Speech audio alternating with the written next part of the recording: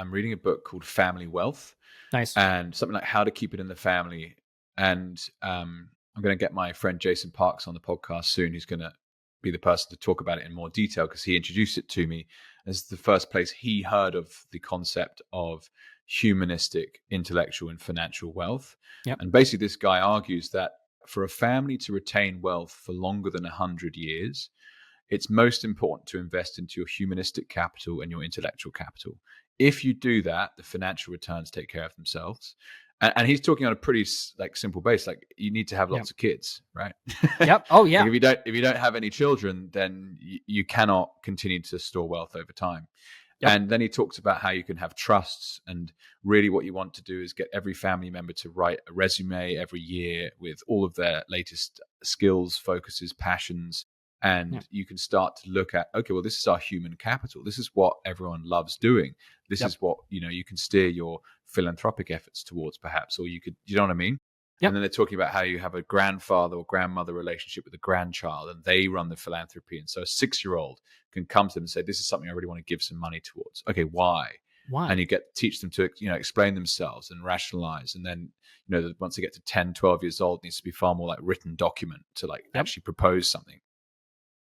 And they're all really fascinating ideas that they touch on things that I've been taught via my family consciously and subconsciously. Yep. But I think this is the kind of area that the Bitcoiners are able to move into. It's you're higher up the Maslow hierarchy of needs now. Where, okay, well, I don't need to go and do 12-hour days for someone to get paid in dollars that are disintegrating into the floor. I've actually got a purchasing power I can rely on for the foreseeable future. What do I actually want to do? And so to bring it to that family point, it's like, okay, one thing I've thought about before I read this Family Wealth book is, what does the ideal 25-year-old look like? Ooh, that's a good question. And so I'll put that to you, Nathan. What would the ideal 25-year-old look like as parents? Like we're young dads at the moment, so I know you're about to have your third. I think number 3 hasn't turned up yet, right? It's like any minute now. Its due date is like a month and change out, but I suspect we're going to sneak out early. Okay, cool. Yeah. And I recently had the third a few months ago. So we've got 25 years to figure this out. That's the strategic goal, right? It's like, okay, what does the ideal 25-year-old look like? And is that something we can kind of measure? Okay, let me try and parse this apart, because originally where I thought you were going, which I think is definitely related to this as well too, is that particularly as Bitcoiners and then as Bitcoin wealth continues to accrue purchasing power and grow too, how do you avoid that like shirt sleeves to suits to shirt sleeves kind of setup, right? Well, that's essentially what I'm looking at. Yeah. Right. How do we leave them not wanting, but not take away the motivation that made maybe us so hungry in the beginning to begin with? Need and wanting are powerful drivers. So what do we do with it, and how do we target it? I think first and foremost, the way we get our kids, or at least I'll speak for myself, and maybe I'll tell you too, and you can take these ideas or tell me to shove it, is one, we have to start reevaluating the entire childhood process now, right? If we do not take the reins of it when they're young, we're going to struggle to produce adults of real meaning and drive in the future. And so for me, this looks at like homeschooling, diet, getting away from the existing system, and making sure not to squash what's already there. One of the things that I'm very attentive of, which I'm sure you can relate to, is really hard, is that I do not want to instill compliance in my kids, but they're also trying to stick stuff in the outlets. So this is like a fun balance along the way, because I don't want to crush. Don't fucking do that. Oh, no. Right? It's like, yeah. Stop hitting your sister with an apple. Like, it's the worst part is, and just side note, when they do something that's like, I don't want to encourage this behavior, but it was really funny. Like, it's like, don't laugh. Nope, not laughing. Yeah, you have to like serious. Yeah, dad's going to leave the room for a second and come back in. But and it goes back to like leading and almost shepherding, in the sense that our role is to identify where their skills and natural talents already lie and where their interests are too, right? One of the most beautiful things you can say to somebody is not, I love you, but tell me more, right? And so setting them up to be able to financially capitalize on the natural inclinations that they already have them find their place, which isn't like shoving a wheel in, like a cog into a spot. It's more of like tapping into what they're already interested on and using that pull rather than push towards something. Like, okay, you really like this. How could we maybe monetize that? Or what roles or companies could we build around it, right? build upon what they are. The goal is to deliver them with sound mind and sound body into adulthood, right? And I think it's for the male brain in particular, you don't fully mature until around 25. So that would be that point. Mm-hmm. And so for me, success at that point means that they're long-term goal oriented. They're critical thinkers. They are self-pursuing knowledge. Whether or not I enjoy the field myself or not doesn't particularly matter. The pursuit of knowledge is grand enough that if they find a niche that they really want to go into, there will be opportunities. There are opportunities we don't necessarily see. So it would be a continual pursuit of education, betterment, long-term thinking.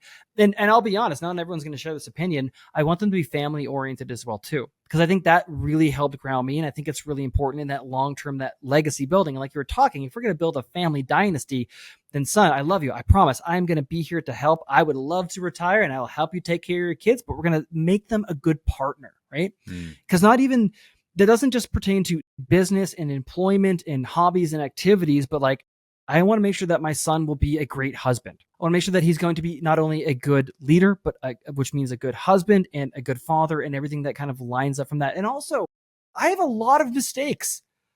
We talked about like learning, like you didn't have to go to Iraq in order to learn the lessons from Jocko Willink that apply to both business and family and life as well too. I am not going to hide the mistakes that I made for my kids. I'm going to expressly point them out and try to guide them in the sense that I'm not going to try to be perfect. I'm going to apologize when I make mistakes, apologize for the mistakes that I have made and show how we can do better and keep trying to iterate better, right?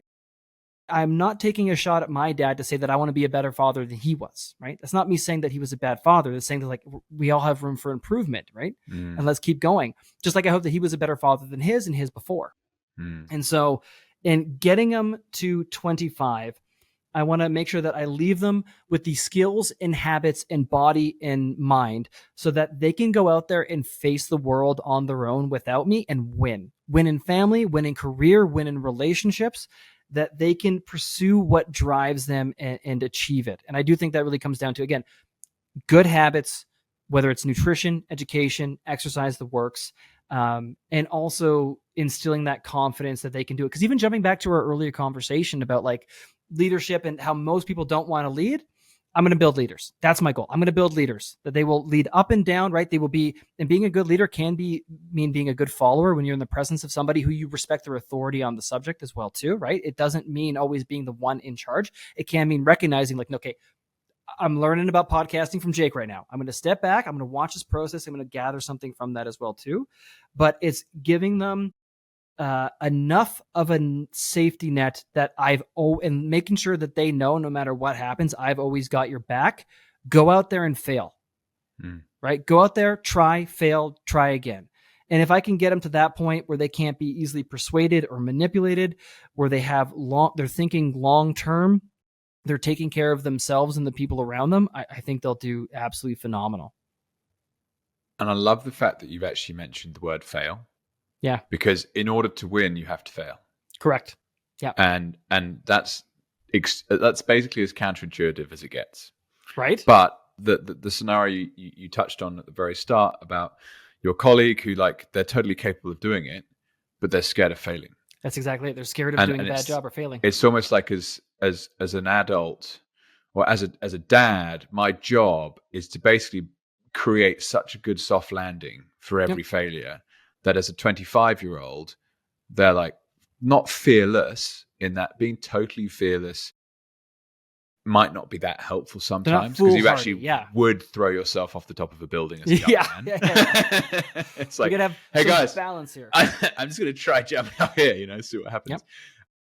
But it's that ability to roll the dice, and that's very, very powerful. And sorry, I just get so excited about this topic too. No, do keep going. I love parenting. I think a 10 out of 10, everyone go have kids. It's the best thing. I absolutely love it. And you get to relive a bunch of fun stuff along the way too. But on that note, you're right. Cause it's not, you're forever expanding the boundaries at which they can play in an experiment, so that they're growing their competency, right? Because that skill set, that's where you gain skills and that's where you improve. You have to fail. You have to go right to the edge of your ability and then try to push past it in order to actually improve and iterate further down. And so even now, right, like our roles as dad is almost like adjusting the bumpers on bowling or just like the guardrails and shifting them out. I let my kids get hurt all the time. And it's purposeful, right? It's in a controlled environment and it's kind of a risk assessment. They've got their cushions and I love jumping off stuff. And sometimes they bash heads or they hit the edge of the couch or they're running around, they catch the table. The goal is that they never get hurt. The goal is that they never hurt so devastatedly hurt that they can't continue playing or get back in there. But you got to let them try. And I know for like my wife, it was so, and you'll probably relate to this too. It was so much harder with the first one. And then with number 2, it was way easy. Like you're like, oh no, just let him have at it. Yep. He's going to jump off that. And fine. They're fine. He had 9 jumps were good. And on the 10th one, he kind of biffed it into hurt. We're going to dust you off and we're going to keep going and keep trying because it is at the edges of your ability where you learn to expand and grow and improve, but you have to get there and you're going to go over by too much at times.